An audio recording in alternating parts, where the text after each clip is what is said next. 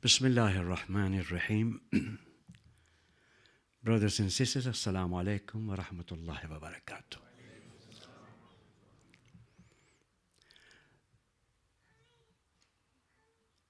Much has changed since I was with you some years ago. I still remember some faces, and it's truly a pleasure to be with you tonight, especially among friends whose work and whose dedication I respect a lot. The topic tonight is relevant to all of us, and I think that what we have thus far in our community not paid attention is how you and I make ethical decisions. And by ethical decisions, I mean those decisions that are not simply founded upon the sense of halal and haram, but they are based on the sense of doing the right or avoiding the wrong.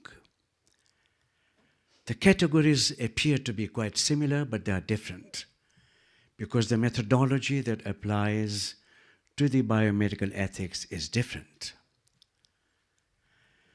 I think in the interest of our meeting tonight, I have half an hour? Is it reasonable, half an hour? Okay. Yeah. There's no watch, there's no clock. Okay. I don't want to bore you with something that is highly technical. End-of-life decisions today have taken a very different turn in the context of the hospitals, clinics, family situation, in the society as a whole. I think we are debating the right of the patient, the right of the family, the right of the healthcare providers.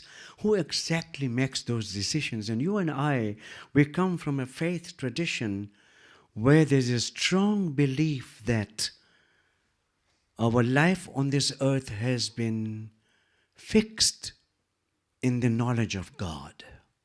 God has the knowledge when I would die.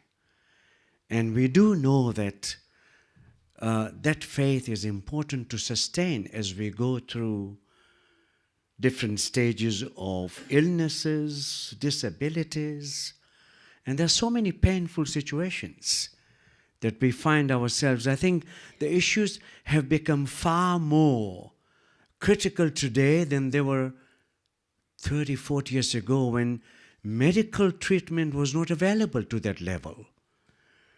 There wasn't much talk in the medical institutions of prolonging life or the ability of the medical team to use external means to provide you with the breathing, with so many other, life-sustaining elements.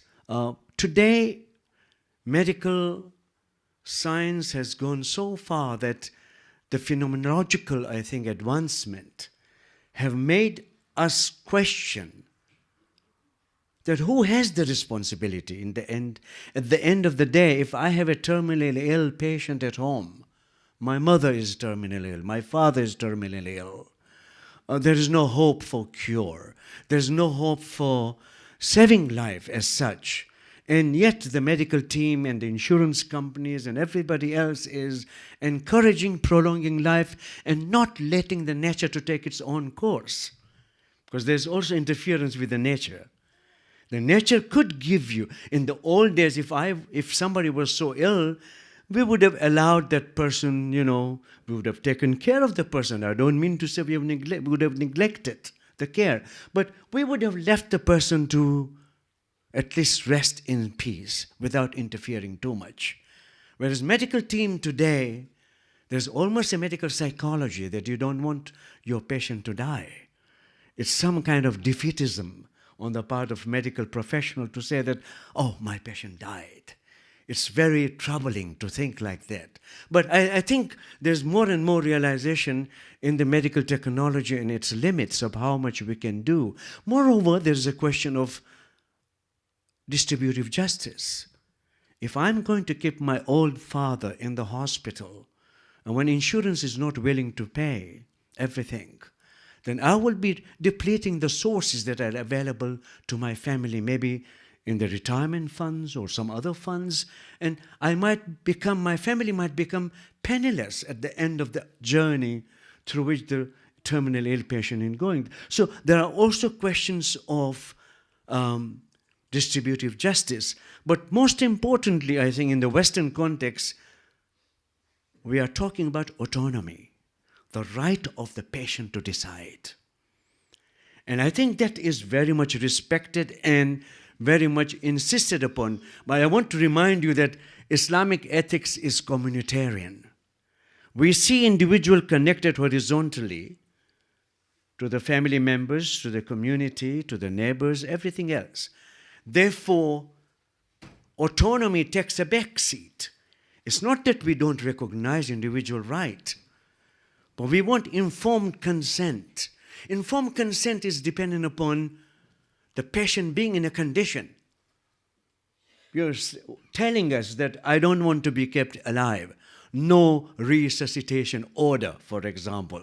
If I go into coma, don't revive me.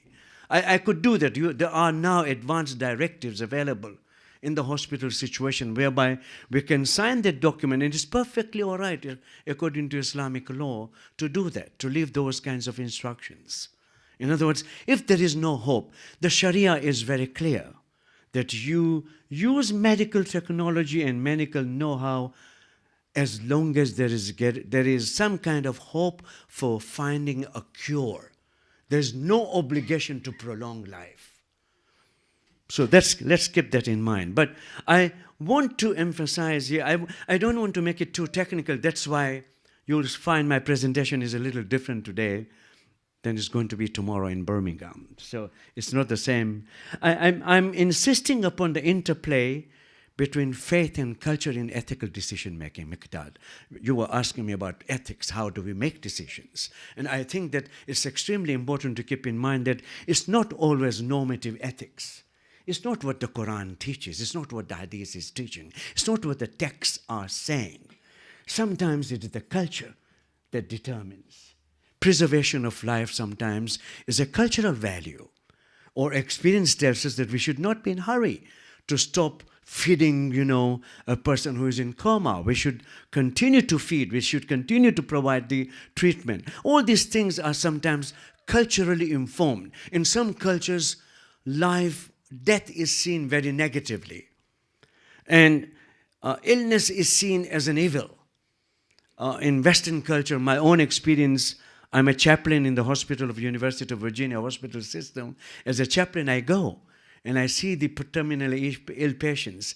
And I have experiences that as if illness is some kind of evil episode to which I'm, forced to face, and there is sometimes no cure for me. And I do remember this man who had skin cancer, and his wife was in the hospital being with him all the time. And the cancer patient was almost in the stages of death. Because every day the treatment that he received was the whole skin would be changed.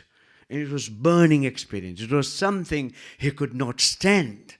And the woman who took care of his own wife was a very good Christian woman. And when I talked to her, I said, oh my God, I felt ashamed that I don't have the same kind of faith that she has. Because she was quite clear that it was the will of God. And God was testing her more than her husband. So you have a very tense situation in the hospital. And I want to say that faith and culture are intermingling with one another. There's an interplay. And that's why you'll find that in my analysis and in my book, I have a chapter on death and dying. But I want to remind you that the idiom that we are using is a universal idiom. universally we are concerned about something that happens to the human beings. In other words, although religion tends to be particular, although religion tends to be connected with the faith community, when we talk about death, the matter of death, the idiom is universal. Everybody is talking about it. If I get this presentation in front of the Christians, they would be perfectly at home with it, because this is a human situation we are dealing with. And we all see life as a preparation stage for death and dying. There's a limit of how far you can go.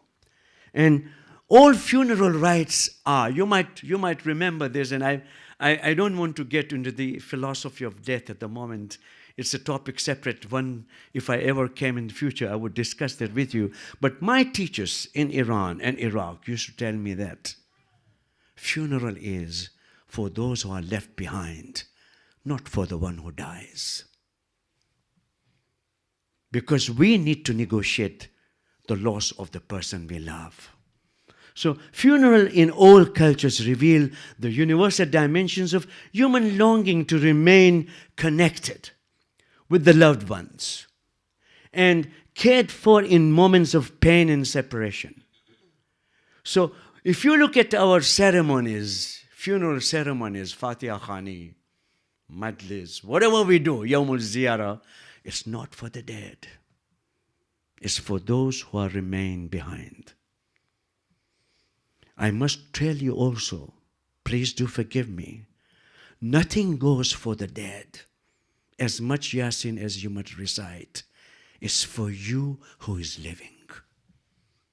It doesn't get to the dead. The dead has gone with suitcase packed and goes away with it. And that's the one with it. Nothing adds into it, nothing is taken away from it.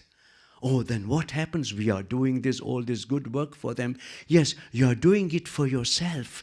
And God, out of His mercy, seeing you being good, will be kind to them. Otherwise, there's no direct connection in what you do for them and what reaches them. Please keep that in mind. There's a theological debate, but I don't want to open it now. I simply want to say this is from the Sunnah of Ahlul Bayt that I'm telling you. Yasin, you are reciting for yourself. Fatiha, you're reciting for yourself. Quran, you are reading for yourself.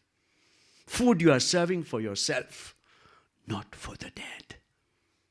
Living people must always think for their own good while they are living. Do your good while you are living. Don't leave it for your children. Don't leave it for your friends. This is the warning that we are given. Life cycle then unveils moments of self-realization. There are times when you know that these moments are bound to happen. It's a long life journey. And it's the discovery of one's origin. That's why we have Inna Lillah wa Inna Ilayhi Raji'un. It's the search for your own identity. You come from God and you return to God. Our origins are there, and we ultimately return there alone. Nafsun bin nafs. Nafsun bin nafs. Haven't you read in the Munajat of Imam Ali? Mawlaya, ya Mawlaya, on that day, nobody will be with you. You will be all by yourself. You will not recognize your parents will not recognize you. You will not recognize your brother will not recognize the sister. In other words, here there is a very important element of individual journey. And that individual journey is a universal idiom that I'm talking about. Let's read for a moment Rumi's poem here. بشنو زنی چون حکایت کند از جدایی ها شکایت می کند. This is what Rumi is teaching us. Listen to the reed, how it tells a story complaining of separation. Separation of whom? Of you and me from our origins. Don't you get up in the morning sometimes sad for no reason? You tell yourself, like modern cultural people do, they say, I got up from the wrong side of the bed. No, there was something missing. And that has caused you to go to that pain. Ever since I was parted from the reed bed, my lament has caused men and women to moan. I want a bosom torn by severance, by separation, that I may unfold to such the pain of love, desire. Everyone who is left far from her source wishes back the time when she was united with it. United with it, with God. I'm using almost Christian language, but this is Rumi's language, by the way. This is Rumi's language, not Christian language, it's Muslim language. So all who hear the mournful tones of the reed flute, they respond because they know the same sorrow of separation from their divine source, and they're longing to return to that source. Life then is a story of separation from and union with one's source. Life is the story of separation from and union with one's source. The important thing that end-of-life decisions are very central and critical now in the hospital culture that we are. Hospital culture is agnostic. It's not geared towards a specific faith. I don't mean to say there is no spirituality among nurses or among the physicians. I don't mean to say that. The general culture is agnostic. Doctor is in control of the patient's life. The nurses feel they are doing what they are supposed to be doing. And it is full of compassion and mercy, I must say that. I don't mean to say they are heartless people taking care of you. But one thing is very important to keep in mind, that they are not searching for something that you are searching for. Because your purpose has been to remain connected in your lifetime. Farabi used to say, Marg berase jam mi shavim, to zindehim ham bast bashim. When death happens, everybody comes for funeral. Even if you haven't been there, even if you have never seen that person, you've never taken care of, death comes, you all come. Farabi says, while you are living, you're supposed to remain connected, not after dying. That's funeral. You see how meaningful is the term here. That while we are living, we are not connected. We don't care for one another. Human relationships are at the heart of the religious life in different cultures. Different cultures at the moment are emphasizing it. Global spirituality is working on increasing what we call the human connectedness. Moments of affliction through illness demand intense demonstration of connectedness. That's what we call palliative care. We have new sections now. Our nurses are being trained now in palliative care. So when there's no hope to save anybody, that's where we go. And we are encouraged by the hospitals. The University of Virginia is a secular university. But they're now encouraging us in ICU, intensive care units, to have the Quranic recordings, to have some kind of religious music going on for the people who are in those stages of separation, so to speak. Pain attains meaning at the time when one receives human tireless attention and care. People want to be cared. You go to the hospitals, I go to the hospitals, I see old people, nobody has come to see them, nobody pays attention. In other words, those moments are what the ethics is trying to capture. It's not only making decision whether I should sign my advance directives or not, whether I should be given a lethal injection or not, whether I should believe in passive euthanasia. And I will argue that Islam does encourage passive euthanasia, interfering with the death's lifespan by imposing ventilators when they are not producing the result. Most of the scholars are saying that's not necessary. The exception is Ayatollah Sistani, by the way. I must tell you, Ayatollah Sistani has a fatwa saying that once the machine starts, you can't stop it. Other ulama are saying that no, if the medical team says that there is a futility in all this, what we are doing, there's no hope for cure, we are simply buying time against nature, then that becomes passive euthanasia when you switch off the machines, the ventilator, and that's allowed. Because the curing is the obligation. Modern lifestyle is open to criticism, where human relationships become diluted because of the demands made by the artificial pace of busy life. We are all so busy. And now with the telephones, that we have accessible, we don't even care to see people. Of course, the FaceTime allows you to see the faces. But there's no touching, there's no, showing your real emotions, You can pretend to be smiling when you don't have to smile. Religious faith begins to alleviate relational indifference. I want you to remember this from me, that what I believe as the heart of Islamic faith is relational ethics. How do I relate to you? How do you relate to me? And that is, at the time of pain and suffering, even more important. So death decisions or decisions at the end of the time, at the end of the life, are very much connected with it. Let's look at the Muslim theological perspective. For a minute, I wanted to go to Ilm al-Kalam.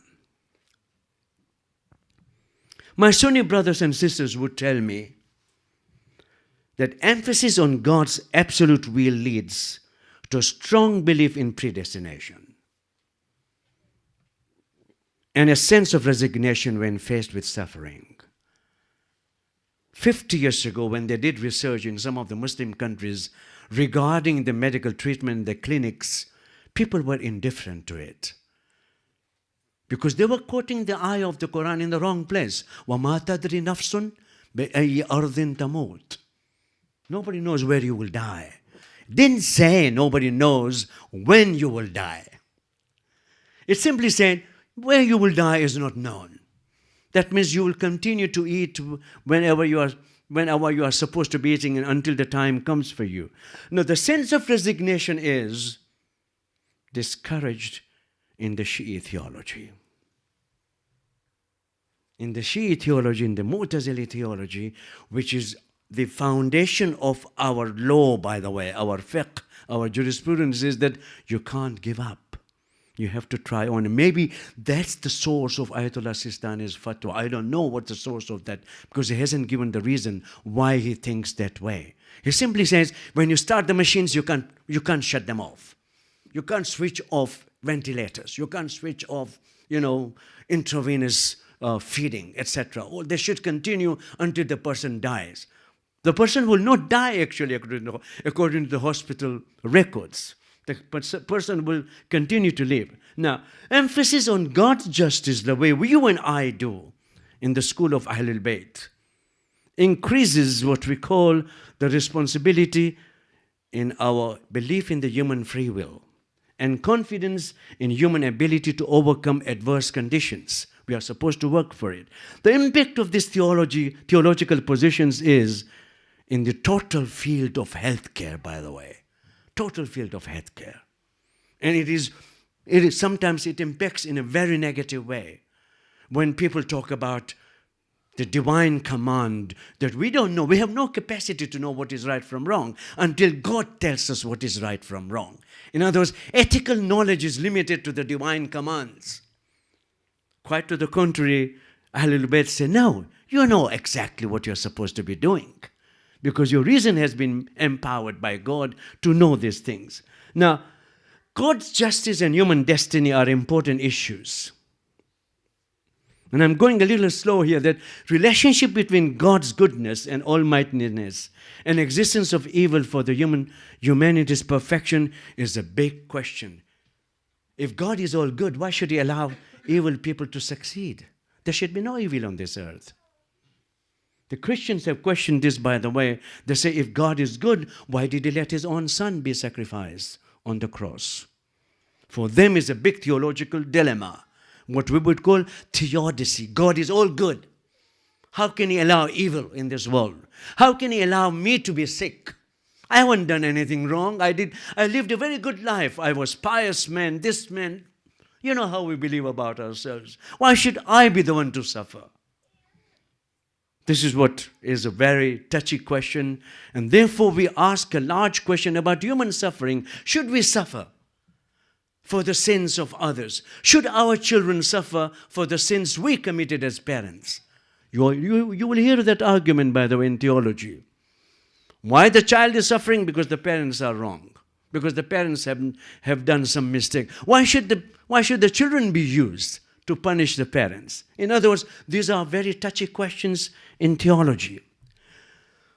The Sunni theology has found an answer, which is very satisfying. I must say that if you go to Cairo, if you go to Egypt, for example, you go to the rural areas in Egypt, medical treatment is at the lowest point. If you've read this new book by Shirin Hamdi, My Body Belongs to God. Have you seen that book? It's worth reading. It's worth reading. It's about Egyptian medical corruption. The way that system is corrupt. The way it sucks, the blood out of the poor people. The way it buys and sells the organs of the poor people. Because they are poor. They need to feed, they need to get their daughters married, they need to feed themselves. Shirin Hamdi is right. She says that bioethics makes no sense in Egypt because nobody follows it. Nobody cares for what is right and what is wrong. And whoever makes the decision about the end of life, they believe in this. Whatever God does, He does for the best. It's very peace generating. When you are defeated, when you can't find solution to your problems, when you go through the suffering of your loved ones, you have done everything possible. What is the last statement? And you say it quite often, this is the will of God. I accept it. You almost are giving in, saying that I can't do anything better than that. But that's not the solution that we are looking for. Predestinarian theology then is there are no inherently unchanging essences and natural laws that reason can discern. Unlike what Mullah Sadra would argue. Mullah Sadra would argue, according to the teachings of Ahlul Bayt, he would say even human essences are mutable. They can be changed. So there is no DNA predeterminism in Mullah's theology. Mullah Sadra, as a philosopher who believed in this theology, did insist upon this human ability. My doctor has told me that my cholesterol, my good cholesterol, will never be improved because I have a genetic problem. Mullah would dispute that. Would say, no. If you follow a certain regime, if you follow certain things, you will be able to change. Mutation will occur. And your blood will begin to produce a good cholesterol for you. In other words, there are times when the teachings of Ahlul Bayt are telling us that no, you need to look forward to finding solution to the problem. But if you look at the free will theology, which is the theology of Ahlul Bayt alayhimus salam, humans are endowed with immutable essences and reason capable of discerning God's purposes for humanity. That makes a difference. You are supposed to search for the treatments. So let's come to the general assessment in Islamic literature. What does the Prophet say? The ideal is set by the Prophet ﷺ, who says, how fortunate you are that you died while you were not afflicted with illness. So to die a healthy life is an ideal. That means you should take care of your body, should take care of yourself. And I think that one of the requirements is that we have been given by if you look, nobody is writing on this topic, by the way, the laws of nutrition taught by the Prophet, by the way, how much you should eat, what you should not eat, like Imam Riza's, Tibb al-Raza, we're talking about what we call the regime that you must observe. Imam Riza would say, for example, I don't like to see a table spread without greens on it. That means without salads on it. or without, I don't know, sabzi, khurdani, whatever you call it, In other words, there is this emphasis on eating green, fresh green. And all these things are concerned with a healthy life. Value is attached to a healthy life in Muslim culture. People actually hide their diseases, their illnesses. Kem che tamne? Alhamdulillah, thik che. You know how we answer? I'm fine. I'm doing well. You don't want to talk about your illnesses. You don't want to tell people that you're not feeling well. You're trying to hide it. Illness then is regarded as an affliction that needs to be cured by every possible legitimate means. God has not created a disease without creating its cure, is the Prophet's tradition. Sallallahu Alaihi Wasallam, in his wisdom, he has made this statement. It is in Sahih Muslim, it is in Usul al-Kafi, it is in many, many hadiths. You read that God has not created any disease without creating its cure. That means there is no disease that cannot be cured. Incurability is not something that is, accepted. The goal of medicine then is to search for cure and provide necessary care to those afflicted with disease. So, Miqdad's conversation with me. Guiding principles of ethics in Islam. Is there ethics in Islam? You and I, we usually talk about the Sharia as if there is no ethics. My argument is that Sharia's foundation is ethical. It is moral foundation. I don't think Sharia is interested to give you the fatwa without telling you to think about, imagine what would happen, what would be the consequences if you did so and so. There's constant reminder in the fatwa. When the fatwa is given, by the way, you're always being told, think about the consequences. If you were to do such certain things, would you be happy that you did such a thing? There's a correlation between reason and revelation. كُلَّمَا حَكَمَ بِالْعَقْلِ حَكَمَ بِالشَّرْعِ. That is a correlation that we talk about. In Islamic ethics then, let me tell you that the foundation of Islamic ethics is both the revelation, both the wahi and the human reason. They work together. Human reason tells you that I must take care of my mother who cannot take care of herself. But the Sharia also tells you, the Quran also says, وَبِالْوَالِدَيْنِ إِحْسَانًا. You must recognize, your mother, she went through so much pain carrying you in her stomach for all this time. And then she brought you up, and at the arba'ina sana, until 40 years, she started worrying. She never stopped worrying about you. You remember this? And your reason tells you the same thing. She's my benefactor. She was the one who took care of me. Can I abandon her now, at this stage of her life? In other words, reason and revelation are working together. The Prophet ﷺ did see, by the way, a tension sometimes between what reason says and what revelation demands. Sometimes there's a conflict. And you need to resolve it. Somehow you need to comply with what the revelation is saying. But at the end of the day, revelation is open to interpretation. And therefore, through the hermeneutic processes, you can bring it in line with what the reason is trying to say. Cannot say absolutely the way the revelation says it. There's a dichotomy then between religious and secular in other ethics, but not in Islam.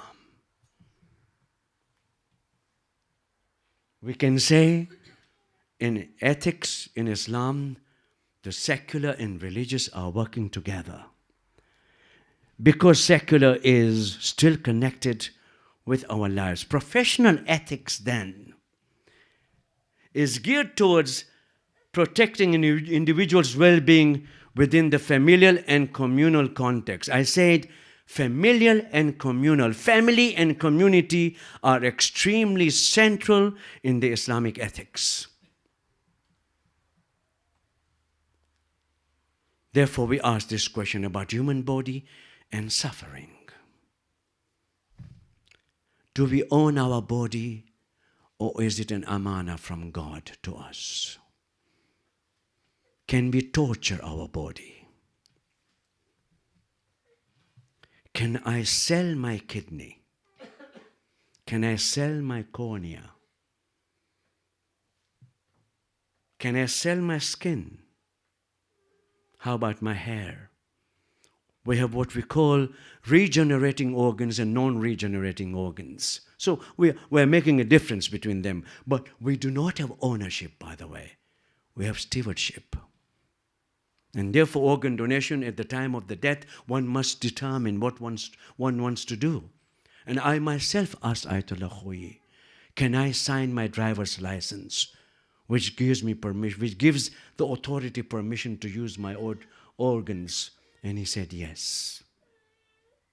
He said, yes, you can sign it. I'm now hearing in the community that some ulama are saying that preservation of your organs is also obligatory. No, I don't think so. Merely caretaker, we are merely caretaker. The real owner is God. Suffering is a form of a test and trial to confirm a believer's spiritual station. All right? And suffering is purposeful, not evil in Islam. Unlike Christianity that teaches that it is evil. And it is imposed because God has created human beings as sinful. Until they accept Jesus Christ as a Savior, they have no way of saving themselves. Finally, you need to submit to the Trinity in order for you to be saved. That's human body and suffering. Now comes the question that you and I are faced with. Human decision to end the life. Do we have a right? Can I make the wasiyah? Can I tell my family, don't revive me? My wife, for example, says, I have no right to give instructions to the hospital about what happens to me at the end of life. She will determine it. That's what she says. I will tell them what to do. So whatever I decide, I said, how about what if I know that you will not tell them what I want to tell them? Said, no, you have no right over your body when you are dead. I am the living one, I will make a decision for you. I said, okay. But look at this. God's immutable degree is revealed in the law, where not only the right to die is not recognized, otherwise it would be suicide. The right to be assisted in dying, whether through passive or active means, is also ruled out. But I made already a comment that passive euthanasia is accepted by some ulama who find that medical treatment does not have the same utility. And there are resources being drained, and therefore it is better to end the life, so to speak. And by ending life here, they mean they switch off the machines that are keeping the heart pumping. Collective decision by the healthcare providers, including attending physicians, family, based on the principle of no harm, makes it possible to withdraw life-sustaining treatments. What Ayatollah Sistani has not conceded is the qa'idat la darar wa la dirar fil Islam. I cannot cause harm to you. By my decision, if I am causing harm to you, then I have no right to make such a decision. Nor should I reciprocate your decision of causing harm with causing another harm from myself. In other words, the principle of no harm is an extremely important principle in deciding the final decision about terminally ill patient. Terminally ill patient has a right to determine the end of life decision if he or she know for sure they are being harmed by further treatment. I'm being very careful here. It is if I know that by taking large doses of morphine, my cancer is not being treated, my pain is being controlled. If they were to stop that, at least I would be able to die peacefully. then the doctor or the family have no right to keep the person alive. Keep this in mind, this answer that I'm providing. The opposite is also correct. The medical team says this treatment is not working. Whereas the patient knows that treatment is working. I'm feeling much better by taking these large doses of painkillers. Catholics would rule it out, by the way. The Catholics would say, don't give painkillers, which will shorten the span of life. Because it's good to leave them suffering so that they clear their account with God. They are sinful, and their sins are washed away as long as they suffer in their illness. This is Catholic theology. This is known as double effect. If you give medical treatment, if you give large doses of painkillers, you're also shortening the life. You're not supposed to do it. You're depriving the person from the ability to say, I repent, O my Lord. Our ulama, our fuqaha, who have paid attention to the whole question of pain and control of pain, they say no. Controlling pain has a priority over allowing a person to suffer from the pain. It doesn't matter. Life will end when God has determined it. See what the faith does? Life will end when God has determined it. So that you can continue to give painkillers. So if the doctor says that you should not be given painkillers because it is harming you. Let's say the doctor was a Catholic doctor with a very, very clear understanding in his mind that I'm shortening his span, I'm shortening the possibility of him being forgiven by God for whatever reasons. And says, no, you should not be taking, and the person knows that I feel much better when I take a dose of the doses that are being given to me. Then he can overrule the medical team. He can make, in other words, what I'm suggesting here is, it's very interesting that Islam does give that autonomy to the person. Haven't you heard in the month of Ramadan, if you can fast, and if your doctor tells you, don't fast, you're supposed to fast. Because you know it, that you can fast. Your doctor doesn't know. Your doctor thinks your medical condition is such you should not be fasting. Right? The doctors would do that, especially in Iran. But because Ramadan comes, everybody's sick in Iran, you know. Shikamam dard mikone. My stomach ache. I have ulcer. They don't fast. They don't like to fast. They like to eat all the time. So that's part of the culture. But I'm making it quite clear here that if you know the harm that is being caused by fasting, and if the doctor says you can fast, you must fast, you're not supposed to fast. What I'm suggesting here is a very important principle of autonomy. That you have a clear connection with your conscience. Your conscience knows that you are making an excuse to not to fast. Your conscience knows you are going to harm yourself if you do it. Then you are the judge and you make the judgment. Expand it and you find that extrapolation will allow you, even in the cases of the final decisions that you might make. I want to draw a larger conclusion here. End-of-life decisions must be carefully thought about in the community. In fact, we should have ethics committee in the community to guide those who need that guidance. Made up of sometimes the imam, the Maulana, a religious teacher, or whoever it is, and made up of physicians and social workers together, working together as ethics committee in the community to help out. It's very important. One day, each and every family has to face this decision, especially in the days when we hear so many illnesses and so many diseases over which we have no control. We have never heard about them. Imagine dementia. Imagine the way the patient suffers. Imagine the way the family suffers in the dementia, in the question of Alzheimer, when your own father, your own mother, your own brother doesn't recognize you anymore. You go and he or she gives you a look and you don't even know what to say. because they don't recognize you. And this is, by the way, in the Quran it says sometimes from youth you become old, and in the old age you forget what you learned before. You don't even remember anything. It is there in the Quran. And you're supposed to make decisions at that time. Dementia patient, there has been a question about intravenous feeding, because they keep them alive. Sometimes some of the medications are so severe in their side effects that the person goes into coma. What do you do then? How do you make that decision? The family needs a lot of help.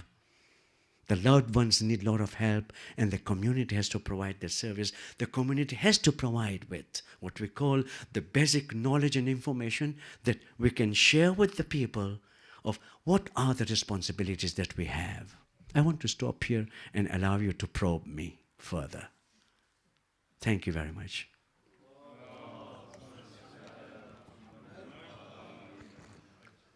Yeah, we have time for questions. If we start from the ladies' side, if there are any.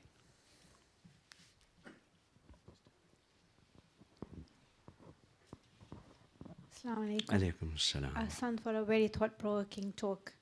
My question to you is, when you discuss autonomy for the last stages of a patient's life, how does that work with dementia and Alzheimer's patient? Who makes the decision for them?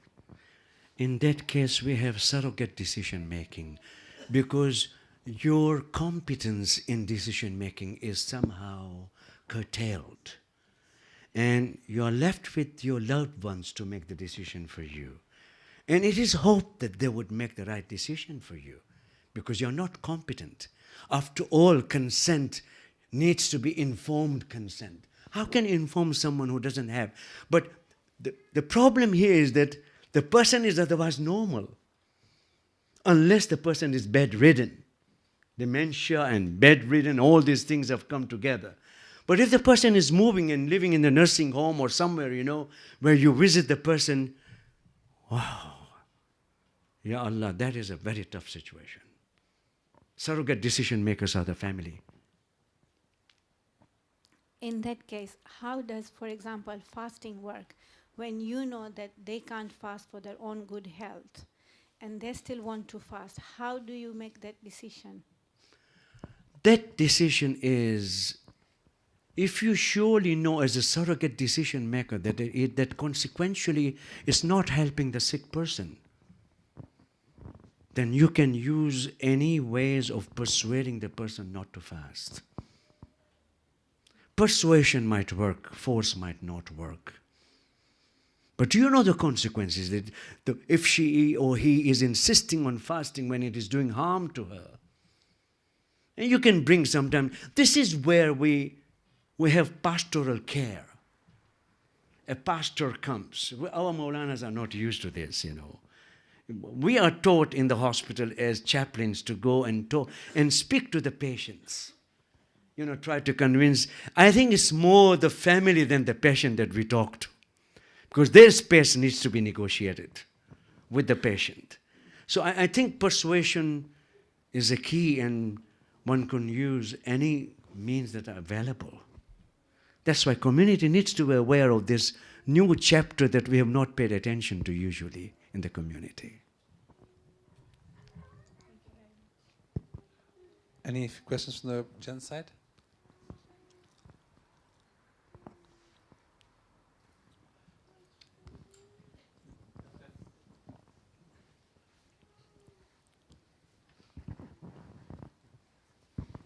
Aziz Bhai, there was a thing I didn't quite understand, but you mentioned in the Christians' tradition there is something about illness and atonement of sins, That's right. whatever. That's right. But if you look at Dua number 15 of Imam Zainul Abidin, yes, there is some resemblance in that as well. If you read it very carefully, it says that basically you've blessed me with health, and also you've blessed me with sickness, and in the sickness there is my sins are being forgiven, and there are Sure. Farishtas writing all sorts of things for you and whatever. Sure. No, I would agree that there is a lot of literature in Islam to suggest that suffering washes away the sins. Suffering has what we call the power of expiation. You expiate for your sins. But to allow the suffering to continue simply so that the longer you are sick, the more you will be forgiven, is not present in Islamic culture. So it is present. I fully agree that, suffering causes sins to be forgiven. They say that high fever, Imams used to teach their followers that when you have high fever, say astaghfirullah rabbi wa atubu ilayh. I seek forgiveness, ya Allah. I seek forgiveness. And I think it makes sense in some senses. But to say that let the fever continue, let's not give him medication, let's not control the fever because this is an opportunity for him to atone, I think would be wrong in Islamic sense. Yeah. Question from the lady, sir? Yes. Thank you very much. Just to go back to the previous question, from the Shi'i theological perspective, do you think that in situations like where there's someone who has dementia, there is an objectively right thing to do, or is it generally context dependent and kind of dependent on situations, or do you think there is an objectively right thing to do, kind of from a theological perspective, if that makes sense? Because what I was thinking when she was asking the question was that if you have, for example, surrogate decision making, how you weigh up the pros and cons of any given situation will be partially influenced by kind of a self-interested perspective, and you might try and detach from those self-interested perspectives, but it is difficult. And so, to what extent should those play a part, and to what extent is there like an objectively correct thing to do, if that makes sense, or objectively moral thing to do? I think that I will be brief about this very important question that you are raising. I don't think it is always objectively possible to determine the level of suffering of the patient for us to enable to judge and provide moral guidance. Many a times, what I, as an observer, see as an objective state is not as such, because the medical team has otherwise ruled it out. Or, because we love someone out of affection, we do say certain things. We do want to make sure that everything possible is done for that suffering to be removed. So I think surrogate decision making is not always going to be based on objective criteria. It will be many a times subjective, but the intention will be good. Surrogate decision maker sometimes is a son or a daughter or a husband or a wife or the very close family members. And we do not doubt their sense of loyalty to the patient. They don't want to get rid of the patient or something like that. I've seen cases after cases where the family goes through months and months of being drained, It's not always possible to be objectively sure how to guide morally something that requires objectivity in our guidance, because such an objectivity is not present in all ethical decisions. Culture sometimes is predominant and doesn't let you be objective at all. I guess what I'm asking is, could there be two moral rights or two moral wrongs almost? I.e., there's no right or wrong. And from a kind of theological perspective. So regardless of what you do, you're not doing right or you're not doing wrong. We say morally probable and morally improbable, if we are not exact. Language can help us out. that in all probability, in all likelihood, this is a wrong decision. How wrong, I'm not able to determine, because the consequences are not very clear in front of me. But if it is deontological, if it is something that I must do, I'm required to do, and if I make a decision, sometimes I'm not able to convince the other party of my decision, you know. So it is, I must say, may God never put us in those circumstances where we have to make those decisions that are very tough decisions. I remember a case of an Iraqi man in the University of Virginia hospital system. He suffered from stroke, and the doctors, I was called in the hospital to help. The wife came. The wife was the breadwinner, by the way. She was the one who was working. And this was a third stroke attack. And the doctor said he will not survive. But there was also the son, who didn't participate otherwise, but wanted to see his family, his father, live. So the question was, should they start the machine? And they were all followers of Ayatollah Sistani. And they knew the mas'ala. They knew that he had ruled, if you start it, you won't be able to stop it. Don't start it. If you start it, you have no way to stop it. And the son wanted to start it. We spoke to Najaf with the family of the man, and they were blaming poor woman, you know. You're the one who you neglected, you know. It was very cruel on their part to do it to the daughter-in-law. But I think the ultimate decision that we were able to make, and I was able to convince the son, who never participated in the family. He never paid anything. And he was with an American girlfriend, walking around, you know, and saying, my father should live. What do you mean he should live? Or he should receive all the treatment. Why are you not paying for it, you know? So here you had a very touchy situation. And then we called another Iraqi, and we used him to, you know, I didn't want to be in the position to make the decision. So the other Iraqi was the one who said, this is not right. And you have to allow the mother to make a decision, the wife to make a decision. And she made a decision that they should not start the machines, if that's the case. And within 4 hours he died. But it remained a very touchy question between son and the mother. But the son, who had neglected the family, now he was claiming an authority as a man, an Iraqi man, you know, trying to tell the public that this is what it is. I think that objective decision-making is very tough. And I don't pray and don't wish for anyone to have that kind of, you know, situation whereby they're not able to make the decision rightly. From the Gen side, Nizarko?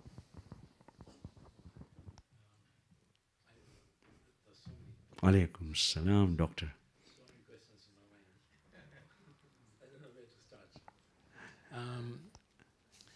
So let me start by, you mentioned a couple of hadith that I just want clarity. Yes.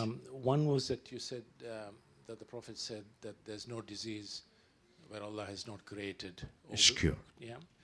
So I mean, so really that takes you to everything, even That's dementia. One day, inshallah, there will be a cure. Sure there will be. And if you regard old age as disease as well, I don't know if you do. Except for old age, by the way.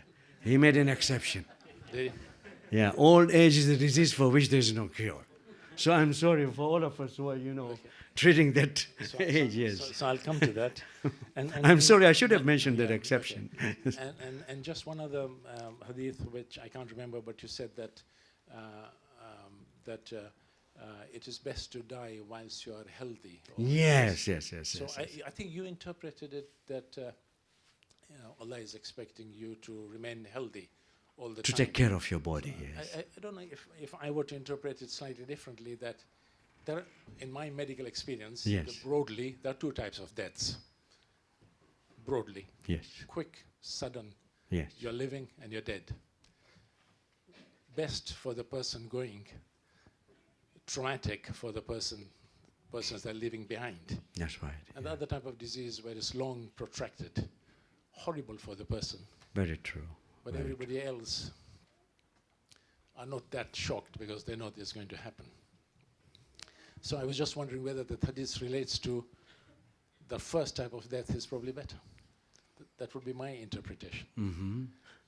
But let me just carry on. But briefly, I think you're right about it, though. It's the first kind of interpretation. Yeah.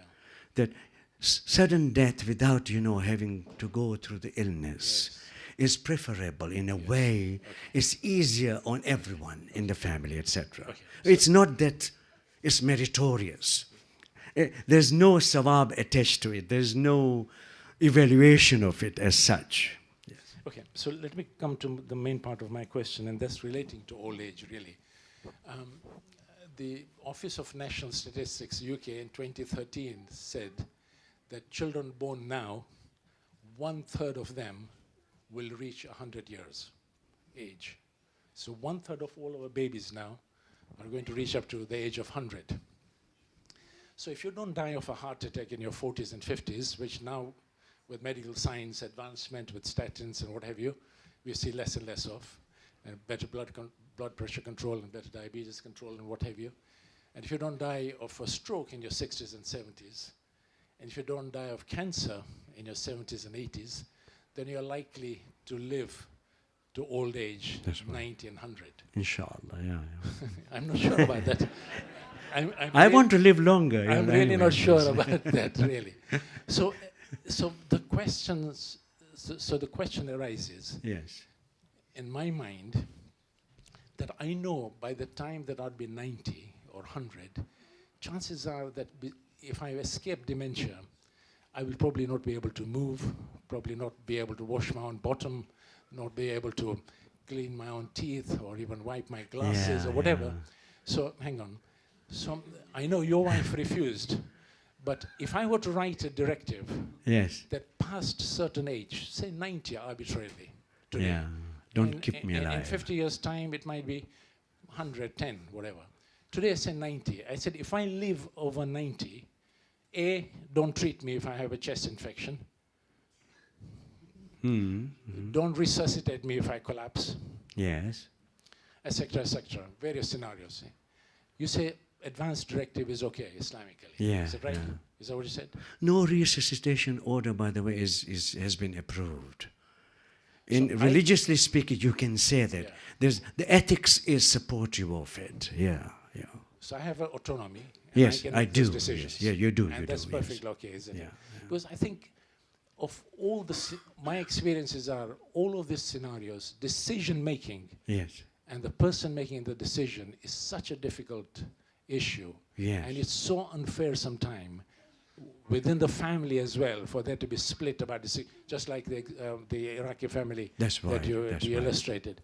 That I think advanced directives are probably the best thing, I think. They are the best things, Yeah. yes. And they're highly encouraged. Yeah. It's a kind of a wasiyah about your own being. Yeah, exactly. Because It's a living will. yeah, it's a living will. If you go into coma, you don't want to be kept alive on the machines. Yeah. You don't want to be kept alive in the persistent vegetative state. You want to, I think it has, religious justification is quite prominent when you consider that death is certain at any point in your life.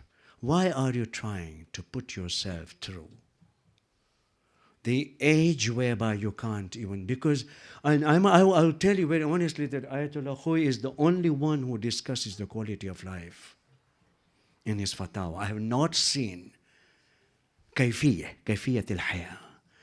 The quality of life is discussed by him. He said, what is the quality of life if you can't even take your medication, if you can't even make a decision what you eat and how you should be treated?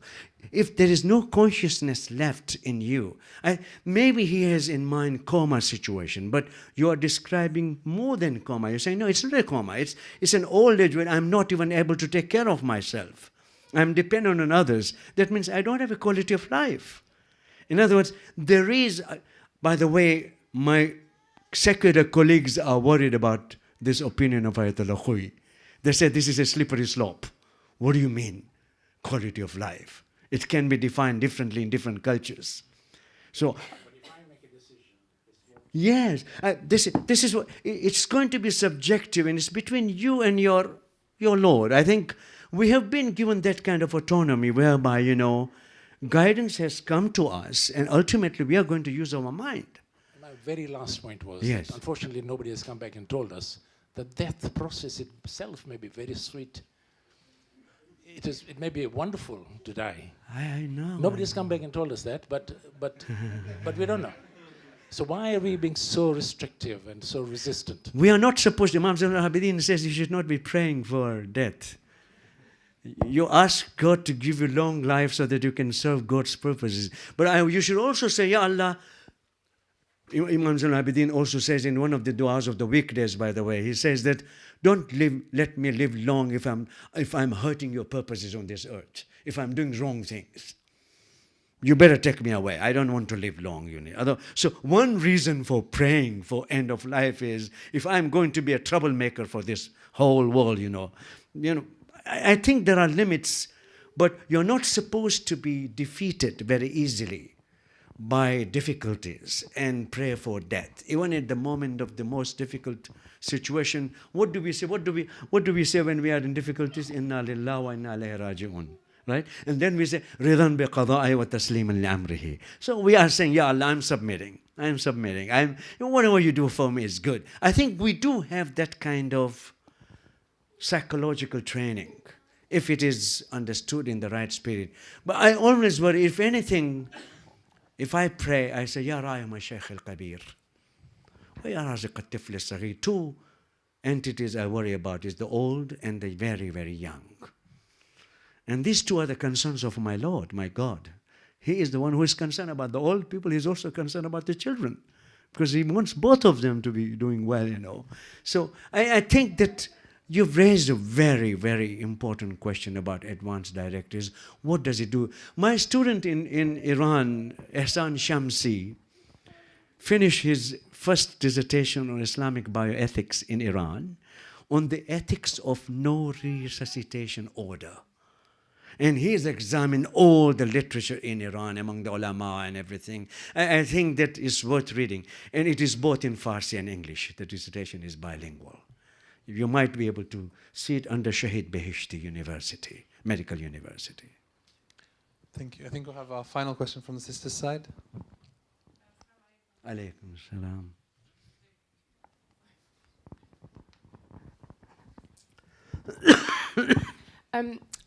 I wanted to ask a question about, say, for example, probably excluding old age in a person who is confirmed terminally ill. There's no hope for them. I think what we would have to all probably accept is that suffering is an inherent part of life, that the threshold will change probably as we evolve as a civilization, but it's always going to be there. But at the same time, what is also inherent in us as humans is our power to innovate and invent. And we have invented ways of reducing suffering and medical science and curing diseases, and this is something we also have to embrace. And where does that balance lie when you have the power to stop suffering, but at the same time you have to also accept when it's hopeless? And I would say in my mind it's difficult if you have someone who is gonna die, but it's a long protracted death where they are in pain, and you have the power to end it with something like assisted suicide. We have invented. But at the same time, we could just accept that suffering is a part of life, and we're not going to essentially murder them. But it just seems like it's a bit too black and white when you call it murder, but you know they're going to die. But you have the power to stop their suffering because you know the end point is still going to be the same. And the point you raised about, for example, giving someone morphine to the point where they're sedated and they won't breathe, but we're saying it's for pain relief. I kind of think that's cheating. Because we all know it's to kill them faster. And God knows that we know that. But we're saying it's pain relief. So you might as well be honest about it and just say it's assisted suicide. Oh my God. Human language is very, very powerful. When you say assisted suicide, euthanasia means mercy killing. As a term, euthanasia is mercy killing. It was practiced. It was practiced in different cultures. Hippocratic medicine, Ibn Sina's medicine, Al-Razi's medicine, who did some, clinical work in Baghdad, 10th, 11th century. You do find it was a very common thing, to allow, certain kinds of medications, herbal medications to be given, which would shorten the life, so to speak. In other words, the fact of life is suffering, and modern culture is geared towards defeating suffering in any way. I'm talking about my students who constantly open their backpacks and take pills. They're constantly taking Tylenol, I don't know, something that I grew up not even knowing them. In other words, modern culture cannot take pain at all. You have to function, and for your functioning, you need to take this medication and this. And I think that the whole attitude of the modern life is somehow negating the power of suffering to make you a better human being. I think the most important part of human suffering is loneliness. If anything, I think human beings suffer the most. It's not the pain that your hand was cut. It's because your son didn't come to see you. It's something so commonly complained about, that we men and women in the modern times are very lonely. And when it comes to the time of suffering, we don't want to remain lonely. We want to be surrounded by people, and people don't have time. The lifestyle is such, they're not to be faulted. So what we are talking about is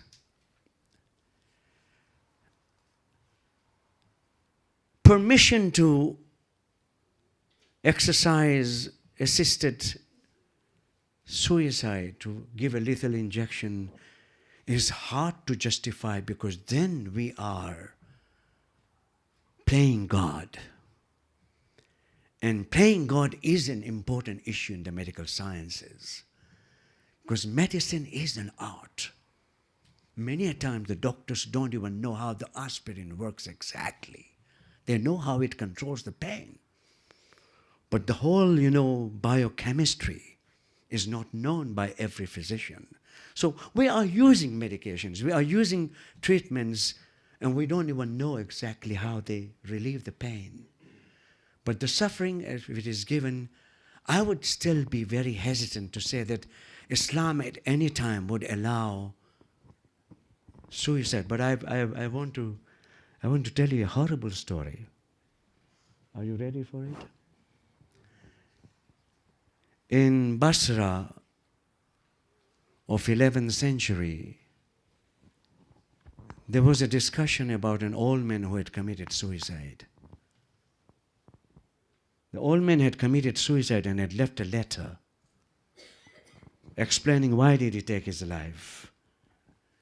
And one of the things he said was that there was nothing in my life to look forward to. My family didn't take care of me, didn't care for me.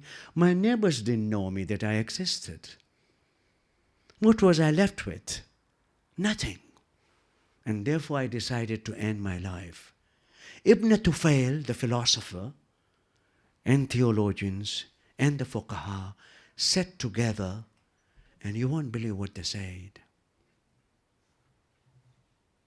Suicide under their circumstances is justified.